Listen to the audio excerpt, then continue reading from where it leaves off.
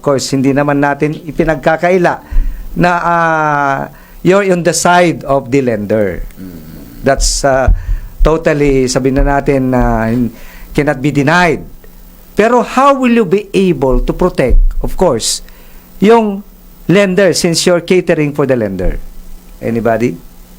Paano nyo mapoprotektahan? Yes, sir. Well, Job. sir, ang layunin namin is educate them. Kasi, sir, Yo, minsan, that's correct. madalas, ang isang borrower, iniisip agad nila yung loan amount. Whereas, hindi nila iniisip yung long term. Yes. Yung una-una, yung capacity. Number one, ang technique lang naman dyan para lumaki yung credit line mo is to pay on time. Yes, correct. And then, ingatan natin yung pangalan natin, number one. Yes. Kasi kung ang pangalan natin masira, tatamaan na agad yung credit scoring natin, which is yung number one factor para makapag-decide yung isang credit committee kung siya ba'y nararapat na pautangin ng gantong halaga or not. Yes, yes. So, basically, that's it. So, ina-educate natin yung mga borrowers. Hindi yung hiram lang ng hiram. Yes. And then, out of nowhere, hindi na namamalaya, nandun na sila sa cycle of debts. Ano yung cycle of? Yung nabaon na sila sa utang, Ayun, umutang sila dito, hindi nila kayang bayaran, utang ulit sila.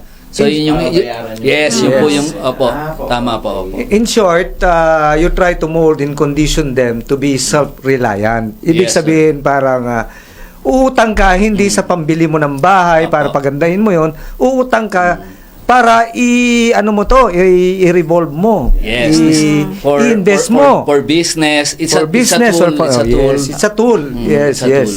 It's just that you cannot afford it in the meantime, but if you're given that privilege of having a loan, baka mapalago mo kung ano man yung dapat mong Right. ipalago, 'di ba? Tama ba? Po. Oo. Tama po, tama po. Oo, yun dapat.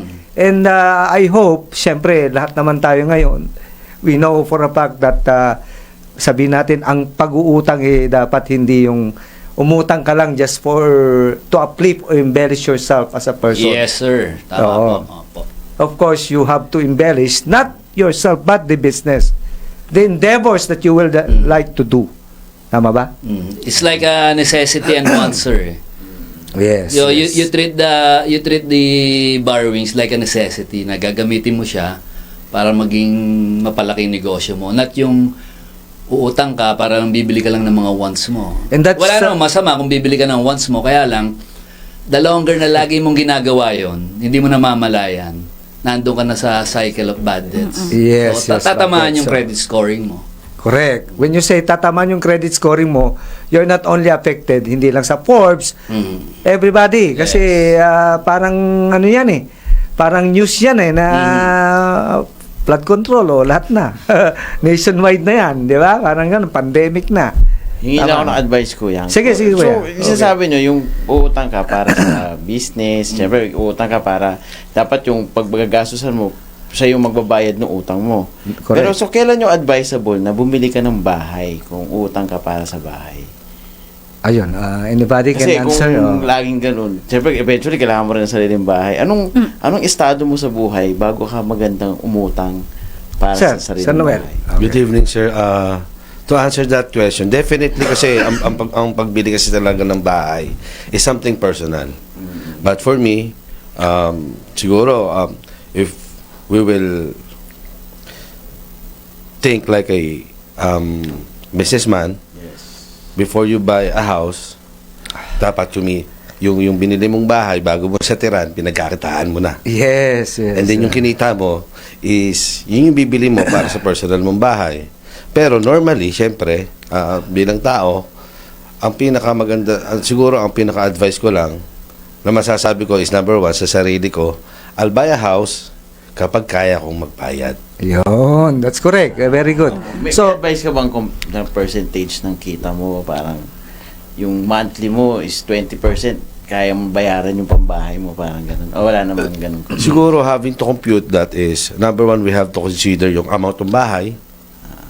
Yung amount ng bahay na bibilin mo, syempre may yung total contract price, and then meron yung monthly amortization, and then comes your income. Pag pinag-usapan natin yung income, syempre meron ka pang ibang bills. You have different payables. So, ililis natin yung mga payables natin na existing na, kaya pa ba natin pabayaran yung amortization na bago doon sa bahay? Yes, So, yes. ginagawa nyo rin ba ito sa mga inyong mga kliyente? Parang malaking tulong yung ganito eh. Opo, most probably. Yes, so, Kasi madalas hindi namin alam kung kailan kaya na namin or kailan namin hindi. Oo. Kasi there's a difference between sales and credit people like us. Kasi pag sales, syempre, ang ano lang yan, ang goal niyan, Isipin nila, you have to buy. Oh, Yes. yes, yes. Diba? We are the people that will make you realize, can you do it or not? yes. Napakalaking tulong That's good. yan. Oh. Yes, wow. Actually, number one corporate social responsibility is educate those who would like to borrow from you. Parang ganon. Kasi kung hindi nyo i-educate yun, kayo din naman tatamaan nun eh. Diba? It has a domino effect on yours because if nobody will pay you, how can you revolve the fund? Diba? Talo lahat. Oo, talo kayo doon. So, maganda yung sinabi ni Kuya Jobert kanina na educate those who would like to borrow. Oo, which is part of the corporate social responsibility. Tama yung sabi ni Sir Noel na only a portion, it's only an incidental to what you will be doing. Not just it's sabihin mo lang na para ang status ko sa sa probinsya o sa umunlad o tingin nila sa akin sasaluduan ako. No, it's not a stature, it's a challenge for you to make it more. Parang sa biblical, di ba, na binigyan ka ng 5 coins, doblehin mo. Hindi yung binigyan ka ng 1 coin, itago mo, di ba, tapos isosoli mo ng dati. Ay syempre bawas na yun, di ba? Ayun, ang ganda, ang ganda. Well, how will you protect? Just like, for example, for calamity or disasters that comes, hindi natin mapipigilan yon. Is there an assurance or insurance to the effect na para halimbawa, hindi natin inaasahan na yung borrower biglang namatay, na aksidente, siyempre meron tayong, ano yung mga protection nyo that you will do? If you know. Yes. Bali po, Mark. with regards po dun sa mga unforeseen events, Yes. For example, debt, meron po kasi tayo yung tinatawag na mortgage redemption insurance sa loan. So, MRI. MRI, Yes, kung in insurance. short, sa mga sanay sa bank and financing terms, MRI. So, yung MRI na yun is yung insurance, life insurance siya, na once na mamatay yung borrower, yung insurance company ay magpe-pay off nung kanyang pagkakautang para hindi na siya maging burden din sa mga naiwan. Yun That's po right, siya. that's right. Oh. Lahat ng loan may ganito or hindi lang? Yes po. Actually, it's probably It's a must. it's a must. It's required by the BSP. Chine-check nyo ba medically yung borrower pagka It depends on the age. mamaya mamamatay yung kapatid mo siya yung pinautang? Part ng kanila yun Credit investigation nila yun. Sinasama din talaga. Sinasama nila yan. Oo. Doon na papasok yung condition ng 5 Yes. C's of credits. Yun yung Yes, condition. yes. I-check yung condition ng... We have to comply with the 5 C's of credit. Again, ulitin natin. Character. Character. Sige po. Character, Okay. collateral, Okay. capacity, capital and condition. Condition. Yan. So marami natututunan nating mga kababayan ngayon na nakikinig. I hope this will interest you more after we have our break. So, 7:25 ng gabi, magbabalik po ang Kapatiran para sa Bayan. At 1 million, pwedeng 50% lang Okay. ng property ang That's the maging maximum, loanable yes. niya. Yes po. Yes, yes. Yun po yung nangyayari sa ngayon. And with regards po dyan sa mga sa financial literacy, ang advice po kasi dyan sa mga natin, sa mga borrower is hindi dapat mag-loan ng pera na lalagpas sa pangangailangan. Dapat kahit sabihin nating sa creditworthiness mo and capacity mo malaki yung pwede mong ma-loan. Yes. Pero kung hindi mo naman siya kailangan, kung ang kailangan lang sa iyong business is hindi ganun kalaki, doon ka lang sa kailangan mo. Kasi Yes. yung kailangan mong yun lang din ang kaya mong bayaran. Yes, yes. And that it does not necessarily follow that what you had collateralized will get it the whole, di ba? Pwede mo naman only a portion of that, di ba? Na ito lang yung security nung linon mong amount. Tama po ba yun? Yes. Yes, that's practicality. Ang galing. Tanong ko lang about sa small Sige, sir. business. Anong pwedeng gawing collateral ng mga startup businesses? Kasi hindi naman siya property na bibili. Parang uutang ka lang ng pera para sa business. Anong pwedeng maging collateral na ibigay ng utang? Businesses kasi, actually, when we talk about loan and you're starting a business, there are many ways and institutions that suit your needs. Diba? Let's say, magpatayo ka ng nagpunta ka sa isang institution, and then they don't have this access loan, which is not, ang meron lang sila is real estate mortgage and then car loans, let's say ganon. So, wala kang lupa, wala kang bahay, pero meron kang sasakyan, pwede natin gamitin yung sasakyan mo. But if both wala yon, meron naman tayong meron institutions na business loans, walang collateral. Sometimes, collateral mo, kuya, pwede yung mismong business. Pag nalugi. Kasi yung income mo, every income mo, tama po ba? There are some who sila na yung receivables. Yun. Receivables mo is May collectible ka. Collateral nila yun. Collectibles. Tama. Okay. Not necessarily follow na may property. Pwede naman yung business, di ba? Like you're doing that for some time. Tapos yung yung gusto fund. That's, di ba? Tama po ba yun? Yes. Ayun. Many institutions talaga na tulong startup business. Siguro, ang ibig sabihin ng ring. Yan. Kasi terms nangyayari dito. Ano ba yun, sir? Yes. Ano ba yung ibig sabihin, sir, ma'am? Speak kasi sa score is like yung credit Ayaw. numeric represent ng individual kung kasama dun yung yung behavior ng payment niya, and then yung manner ng pag-utang niya, nakailang beses na ba ito umutang, paano ba ito magbayad, meron ba itong bad record in relation sa utang. So most probably ganun yung mga laman ng isa sa mga laman ng credit score. Yes. And credit score is used by financing institutions syempre para number one, makompute nila yung level of risk.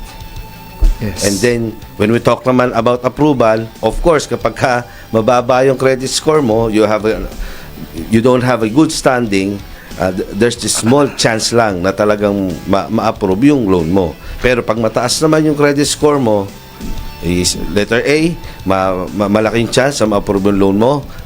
Tapos, and then next is, there's a bigger chance din na mas malaki din yung maging approvable amount for you. Okay, so it goes to the next question, which is how will you be able to help yung small, medium enterprises when it comes to improving their credit score, sir? Well, number one is do not overborrow. And number two, pay on time. And then number three, maintain communication with the lenders. So, hindi natin maiwasan minsan nagkakaroon ng problema sa cash flow yung tao. So, makipag-usap lang, naiintindihan naman ng mga lenders yan. Naggagawa ng ibang-ibang paraan, merong restructuring. Yes, i-reschedule yung para i-reformat yung contract mo. Kung hindi mo kayang bayaran yung, for example, 5,000 yung monthly amortization mo, just tell them, pwede naman nilang paliitin yun. Kaya lang, medyo hahaba lang ng konti. Yes, but of course, consistent pa rin doon sa pagbabayad mo. Yes, number one talaga is yung repayment behavior. Yes, Kung masusustain mo yon, most probably gaganda yung credit score. And then the consultancy group, I hope, will assist, especially. when it comes to so assessment dun sa mga credit lines nila. Yes. Fair job. Yo, ang galing, oo. So, siguro sabihin natin, total consultancy kayo, yung mga gusto naman, alam mo naman ang consultancy mo in financing, gusto nila kayong tularan. Ano yung mga pwede nyong i-advise sa kanila, especially kung kami ni Kuya Arky, ayaw na namin yung pagbubunot o pag legal, di ba? Iba naman, gusto namin mga ganito. Ano yung may papayo nyo, sir? Sir Noel, Sir Jobert, Mark, Aubrey? Anybody? Si Sir Noel, siyempre. Ito yung Siguro CEO. for me, number one kasi talaga when you're doing a business, especially if you have clients, Yes. number one talaga is integrity. Yaw. So, talagang kailangan talaga yung negosyante, bawat negosyante is talagang mataas yung level ng integrity niya. Okay. Mark? So, bali, sa business po kasi is dapat is yung service na binibigay natin sa kanila is talagang mataas. Yung service value po. High level Yes, at saka quality. Yes po. Oo. Ma'am Aubrey? Sa amin sa operations, syempre, ini-ensure namin na we follow yung ethical standard at saka yung transparency, syempre. Kapag nakikipag-transact Be specific tayo sa ethical standard. What kind of ethical standard na that you're trying Syempre to... sa amin sa financing, yung mga, tawag dito, yung kailangan sumusunod tayo sa BSP ruling. Yes. Yung Non-disclosure. data privacy, Yes. Oo. Ayan. Tsaka yung walang murahan. Opo. Yes. Oo.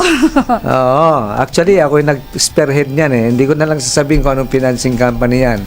That you have to follow yung MC 17, 18 yata yun? 18. Oo, gano'n. And then, yes, Sir Jobert, anything to add? Well, siguro yung SME, i-guide lang natin sila para sa magandang responsableng borrowings. Kasi kung go-over-borrow naman sila rin yung mahirapan. Correct. So, talaga educate sila dun sa financial literacy. Yung computation. Sige, sinong pwede sumagot? Well, parang sa, di ba, for example, pag-ibig loan, di ba? Yeah. You'll get a house for a certain price, like for example, 750,000.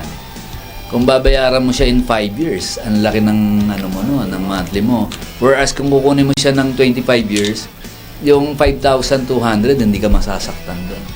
Yeah. So, namamanage mo yung yung cash flow mo. Tsaka commensurate doon sa pag-increase din ng, sabihin na natin, yung interest kasi na-prolong mo eh. Na-prolong mo. Mas, case to case yan, kuya. Case to case. Sa tingin ko. Pa rin po. Tama, di ba? Sir? Siyempre, ang pinakamaganda pa rin ay consider pagka pinag-uusapan po natin is long term is palagi yung capacity to pay. Di ba? Kasi yan eh, we can always say or we could always think na kapag kinuha ng mahaba yung isang loan, lalaki yung interest. Nadadagdagan yung binabayaran ko. Correct. Diba? So, para kumonti lang yung interest, I have to shorten the term. The question is, can you pay that much? Okay. Ito yung question pero sasagutin nyo to mamaya. Ano ba, in your experience as a consultancy firm, ano ba ang malimit na ina-avail ng mga borrower? Is it long term or short term? Okay. Magbabalik po ang Kapatiran para sa Bayan, 7:46 ng gabi. Okay, nagbabalik po ang Kapatiran para sa Bayan. May pending questions tayo. Ano ba ang malimit na ina-avail ng mga borrowers sa mga lending companies? Is it long term or short term? Ayan. Sa iba yan, short term, maganda eh. Anyway, yes. Usually Okay. sa amin, short term, yes. 12 months, Okay. 24 months, 36 months. Bakit, sir? Bakit? Kasi pagka 12 months lang, mas maliit yung interest rate. Yun. The Pero longer the term is anong kinds of loan yan? Normally, sir. I'm sorry? Anong kind of loan? Personal? Merong nagka-car loan. Okay. And then meron din yung mga real estate mortgage. Okay. Mga nagsasanla ng title. Yes. Minsan, yun yung may pera, gusto nila maiksi lang. Yes, yes. Kasi nagko-compute agad sila ng interest. Oh, pagka 24 months, ganito. Oh, sige, 12 months na lang para maliit lang interest. Yes. Ano yan? Ang ginagamit niyo yung rule of 72 pa rin? Apo. Yung interest and then last yung principal. Tama, no? Yes, sir. Pero usually sa banks, no? Sa banks yun. na. Pero dito, O sabay. kasama na yan. Sabay na. Sabay. Wow. Pero based sa statistics Sige, niyo po, yung sinong mas nagkakaroon ng failure to pay? Yung short term o yung long term? Yes. Sir Noel. Sa experience lang. Tansya lang. Ako siguro, yung yung long term. Oh. Mas marami nag-fail. It really has this high level of risk talaga yung long term. Both, Yes. both. Borrower tsaka lender yan, di ba? Tama. Yes, Oh. yes. Kaya inaano nyo talaga yung Pwede ano. mangyari. Yes, talaga in-encourage yung short term. Short term. Oh. Short term talaga. Well, kahit saan namang larangan eh. Ayun. Short term eh. Maganda. di ba? Ako short term Okay. yung balak mo sa business. Kaya nga term, sabi ko, term eh. Oo. Di ba? Ang ganda ng ano. Anyway, ano yung mga may papayo nyo, especially when it comes to, halimbawa, yung sa maglo-loan, whether it's business, personal, real estate, chattel, mga ganyan. Madalas ng car loan eh. Yun, chattel, may chattel mortgage yan. So, ano yung may papayo nyo po? Sir Noel. We start from Sir Noel. Ako siguro, I'll take the part ko sa mga, yung para sa mga businessman, no? Okay. Para sa mga business owners, I mean. So, sa mga business owners, napaka-importante, number one is alagaan natin yung ating credit reputation. Yes. Diba? So, let us be wise sa sa natin, sa pag-utang natin, no? Kasi paminsan ang yung needs at saka yung wants is nakakalimutan na natin. So, let's always dapat i-consider natin yung negosyo. Yung negosyo dapat maging healthy.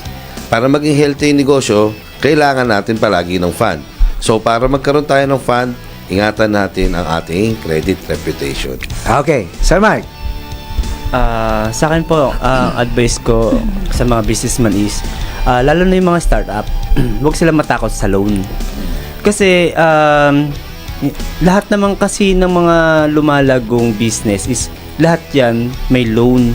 Kasi ang loan, hindi po siya masama para sa business. Yan po is nakakatulong basta alam nyo lang pong gamitin ang loan. Na dapat ang paglo-loan is gagamitin mo siya for business po. At wag nyo pong idadivert yung mga funds kung ano yung purpose ng loan, dun nyo po dapat siya ilalagay. Correct. Wag nyo siyang idadivert. Kasi once na i-divert nyo siya doon sa other things other than the purpose, dun po magkakaroon ng problema. Yun Yun po. Ang galing. Mama Aubrey. Siguro sa akin, individual, lalong-lalo na sa mga kabataan siguro. Okay. Iba kasi May talaga mga Gen Z ba kayong credit borrower? Madami, sir. Ay, talaga? Oo. Ay, Sila yung mga yung cellphone, di ba? Kasi Mga ganun. yung, di ba sa home Okay, credit, okay. good deals, gano'n. Yeah. Yung mga naglo-load para sa mga gadgets. Yes. Okay lang naman yun, regalo mo yun sa sarili mo. Correct. Pero dapat i-make sure nila yung kaya nilang bayaran. Yung siguro akala nila pwede nilang takasan. 'Di ba?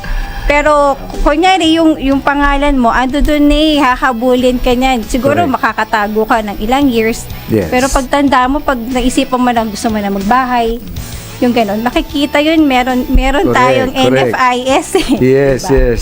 So para lang at least hindi ka magkaroon ng bad record. Yung credit. Ayun. Sir Jobart. Well, ako yung over-borrowing, iwasan lang nila. So, necessity lang kung ano lang yung kailangan para doon sa business. Or Oo. kung for personal, they make sure na mababayaran nila ng tama. Kasi, pagka nasira yung pangalan nila, yung credit worthiness nila, mababawasan. Kasi, tama yung sabi ni Aubrey, you'll never know kung kailan ka manghihiram. Baka pagka kailangan mo na, nasira naman. na yung pangalan mo. Yes, yes. Nasira na yung credit mo. So, you borrow when it is a must. Yeah. Diba? Necessary. Hindi, it is necessary. Ito yung sinabi ni ma'am, kwento sa akin ng isang nagbebenta ng bahay. Oo. Yung isa daw, papautangin nila, mayaman na, kaya umutang ng 20 million. Diyos ko. Pero hindi daw siya pinautang kasi meron daw siyang 6,000 na utang 12 years ago. 6,000 lang, imagine, Diyos. for Kasi totoo yung 6,000. sinasabi niya, nahahabulin ka talaga niya pag Yes. tinakasan mo yan. Kahit nung ano ka pa lang, kabataan mo, na gano'n, umutang ka ng gadget pala na 3210, mga gano'n. Yung mga gano'n pa, dipindot pa. Milyonaryo ka na, hindi ka makautang. Oh, hindi ka makautang dahil because of that. Anong tawag noon? Negative, nasa negative list ka. Negative record ka, o, di ba? Pero redeemable Parang naman yan, di ba? Mababayaran mo You pa have rin to naman. pay. Pero you have to cleanse everything, di ba? Yes, I-clean mo yon opo. lahat. Oh, mahirap talaga. Yung ganyan, lalo na kung meron kang nasa negative list ka. Oh, kasi sa kanila, tama po ba na pagka pumalpak ka sa isang financing company, ayan, domino na yan, Makikita. lahat. Opo. Including the banks. Yes, opo. Oh. Parang may cloud sila. No? Di ba? Yes, may database sila. Parang meron silang ano, yung nationwide, oh. Yung pautangin to si ano. Oo, oo. At, ito yung international na ba o ano pa? Nationwide lang. International, meron na rin pong gumagamit. Oh, na tingnan mo, international. company. Kaya kahit umutang ka dun sa Bahamas, dali ka pa rin, di ba? Using the credit card, oh, ganun. Oh. Anyway, ang ganda. Now, itong isa pa. How about yung mga payment transactions? Do you recommend that? Yung sa GCash, sa money transactions, halimbawa, kasi fast yun eh. Mabilis yun eh, pag-uutang. Are you recommending it? May mga financing institution naman na meron silang mga account sa GCash, Okay. sa Palawan. So, okay lang po yun, sir. Okay, so just to wrap up, baka mayroon kayong babatiin. May 2 minutes pa tayo. Personal. Sir Noel, personal. Baka hindi ka papasukin ni Madam o ni Mrs. Oh. Okay po. Magandang gabi po sa lahat po ng sumusubaybay. Binabati po lang po namin yung unang-una yung chairman namin, Sir Jojo. And then yung mga katrabaho po namin na Jojo Montes ba yan? yes. Okay. Right. Short message. Good evening po. Same po, binabati ko po si Boss Joe and yung aming mga kasama sa trabaho sa Titan Group of Companies and sa lahat po ng mga nakikinig. Thank you Okay. Mama Bri? Go ahead. Binabati po namin yung mga kasama namin sa office, mga taga Forbes, at saka Forbes, yung buong management din po ng Titan. Andyan pa ba si Sir Chito? Yes po. Ay Sir Chito makakilala pa ako. Sir Jobert. Dala ko, I'd like to greet si Boss Jojo and of course si Sir Bob, Sir Chito, sila Ma'am Neng, sila Sir Rabi, sila Sir Poco, and of course my lovely wife Abby and my kids, Jelsi and Klein. Yes. And Happy the Reyes family. Yes, happy viewing kay Gentil Joan Gabriel, Barangay Kagawad of Inamotan, Manawag, Pangasinan and Council, and happy viewing doon also to Ateng of Amaran, Marinori Gabriel. Okay. On December 14, 2025 at 2 p.m., Kaban ng Tuwa Lodge 53 of Independent Order of Odd Fellows, Philippines would like to invite you the upcoming first installation of officers which will be held in Lakewood, Cabanatuan City, Nueva Ecija. See you there. Yung. Okay, hi Kuya Jopi. Nasa labas lang siya. Okay. Hi kay Iya, Emil, and Shane. Si Yeah. Jadi, Avery, and Sage. At saka sa aking lodge na Lokman 406. Mag-Christmas party na tayo this December 4. Magkita-kita. Good luck sa eleksyon. Kung sino man manalo. Okay. Next program ko po is News Scoop with Dennis Antinor Jr. Magbabalik po ang kapatiran para sa bayan. To God be the glory.